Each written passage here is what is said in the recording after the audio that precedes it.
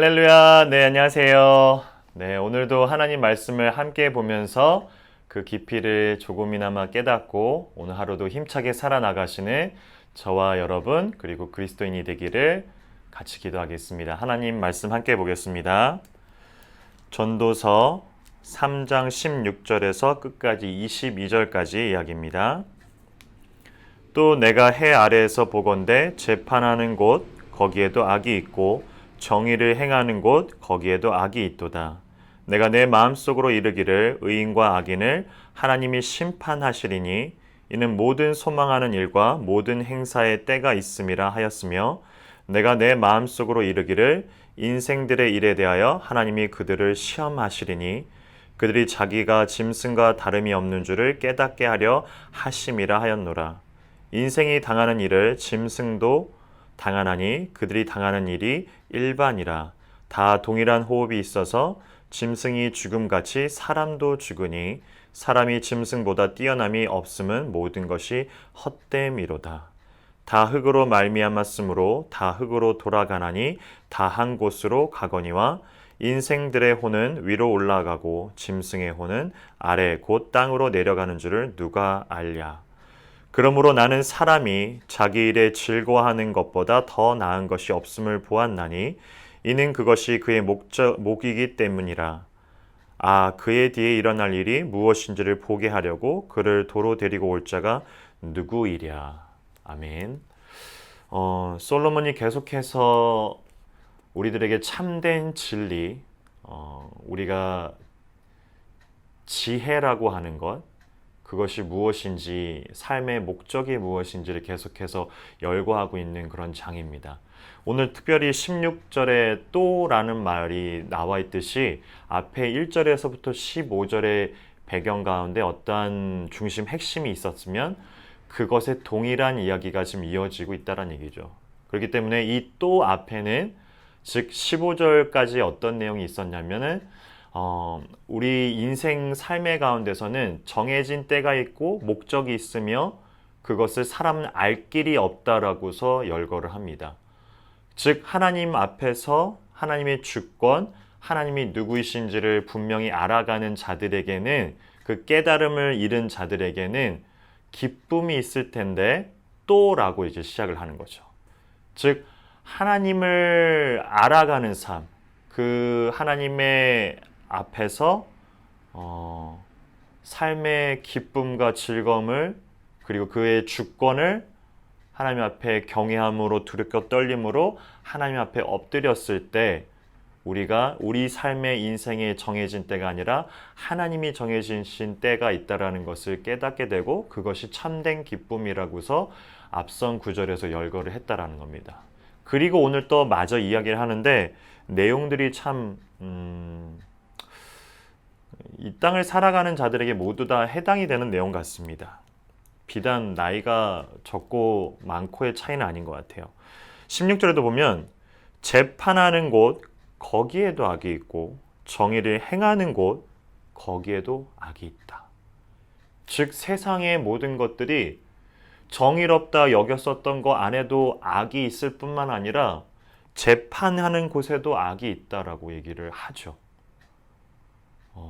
불의한, 의롭지 않은, 불의한 세상 가운데 우리가 놓여져 있다라는 것을 이 전도서 기자가 얘기를 하고 있어요. 왜죠? 정의라고 생각했었던 그 부분에도 잘 생각해 보면 제한적인 그런 부분들이 보입니다. 재판장에서도 우리가 쉽게 접할 수 있는 이야기인 것 같아요. 이러한 이야기가 어떻게 이 전도서 기자인 솔로몬이 이야기를 했을까 싶었을 때 우리 사람이 가지고 있는 이 본질상에 하나님의 그 완벽했었던 에덴 동산에서 추방을 당했을 때부터 우리는 늘 제한되고 그리고 결핍되어 있는 상황 속에서 놓여질 수밖에 없습니다. 하나님과 떨어졌기 때문에. 그것이 성경이 바라보고 있는 이 땅 가운데 살아가고 있는 우리 인간의 주요 관점입니다. 그러하기 때문에 우리가 아무리 생각을 옳게 한들 정의라고 생각해봤자 그것은 불의이며 재판이 이루어져야 될 그 가운데서도 불의가 행해지고 있다라는 겁니다. 이러한 상황들을 누구한테 지금 열거하고 있냐면 하나님의 주권을 순종함으로 나아가고 있는 깨달은 그들에게 또 이런 이야기를 하고 있다라는 거죠. 세상은 불의 가운데 놓여져 있고 아무리 정의롭다가 생각해도 그것은 결국엔 결핍이 있다라는 것을 솔로몬이 이야기를 하고 있다는 겁니다. 하지만 거기가 끝이 아닌 것이 이 솔로몬 기자가 얘기하고 싶은 부분이겠죠. 18절에 보면 하나님이 그들을 시험한다라고 얘기합니다. 불의한 이 땅 가운데 인간이 가지고 있는 아무리 체대를 뽑아봐도 그 가운데는 불의가, 그 가운데는 결핍이, 그 가운데는 제한이 있을 수밖에 없는데 그러한 상황 속에서도 우리가 좌절하지 않고 실망치 않을 것은 하나님이 보고 계신다라는 거죠. 18절에 하나님이 그들을 시험하실 거다. 그 밑에 절에 보면 짐승과 사람을 비교하고 있는데 뭐 공술의 공수거 흙으로 왔으니까 흙으로 돌아가라 이러한 어떤 윤회 사상을 얘기하고 있는 부분들이 아니라 즉 우리의 깨달음을 알게 된 하나님의 그 주권하심들을 이 땅 가운데 모든 것을 이루어 가심들을 알게 된 우리들에게 하고 싶은 이야기가 무엇이냐면 솔로몬 이 전도서 기자가 결국에는 이 마지막에 하나님 앞에 놓여져 있는 자가 있고 하나님과 동떨어져 있는 자가 있을 것이다라는 걸 얘기하죠. 그것을 이 짐승과 사람 가운데서 비교합니다. 그러므로 22절 마지막에 나는 사람이 자기 일에 즐거워하는 것보다 더 나은 것을 본 적이 없다라고 얘기합니다.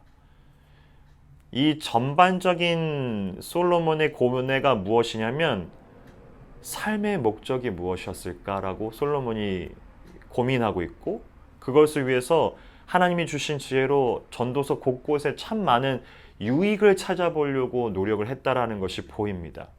하지만 그가 찾은 것은 인간 안에서는 그리고 자신 안에서는 그리고 오늘날 우리에게 말해보면 우리 안에서는 기쁨이 없다라는 거죠. 하지만 하나님을 올바로 깨달은 자에게 그의 순종함으로 하나님 앞에 주권을 인정하고 하나님이 누구이신지를 하나님의 하나님답게 알게 된 자들에게는 그의 삶의 기쁨을 찾게 된다라는 것을 지금 솔로몬 기자가 이야기하고 있는 겁니다. 세상이 불의하다라는 것은 어떤 면에서는 기독교적인 관점에서는 너무나 당연합니다. 왜냐하면 우리는 하나님이 없이는 제한된, 결핍된 세상 가운데 놓여질 수밖에 없기 때문이죠. 그러한 우리에게 기쁨이 있다라면은 그저 다 모든 것을 윤회 사상처럼 다 인정을 하고 그냥 오늘 하루를 살아가라 기쁨으로 이런 얘기가 아니라 하나님 앞에가 포함되어 있어야 되는 겁니다. 그것이 진정한 기쁨이라고 전도서 우리 솔로몬 기자가 이 얘기하고 있는 거죠.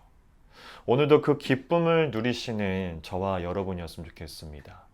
그 기쁨이 어디로부터 왔는지를 확인하는 그런 하루가 되었으면 좋겠습니다. 같이 기도합니다. 참 좋으신 하나님 아버지, 우리 삶의 이유를, 우리 존재의 이유들을 생각해 보게 합니다. 내가 이곳에 왜 왔으며, 우리가 왜 살아가며, 우리가 왜 사랑을 하고 기뻐하고 화를 내고 슬퍼하며 고뇌하고 걱정하고 즐거워하는지를 도대체 우리는 무엇인가를 참 많이 고민하게 하는 전도서의 기자의 이야기입니다. 그가 여러모로 찾아봅니다. 세상 가운데 인간으로서 과연 유익이 있을까? 그의 끝내 대답은 헛되답니다. 근데 그것이 끝이 아닙니다. 헛됨으로 끝나는 것이 아니라 그가 찾은 것이 있습니다. 바로 하나님입니다. 세상은 아무리 그들이 옳다고 해도 불의한 가운데 놓여집니다.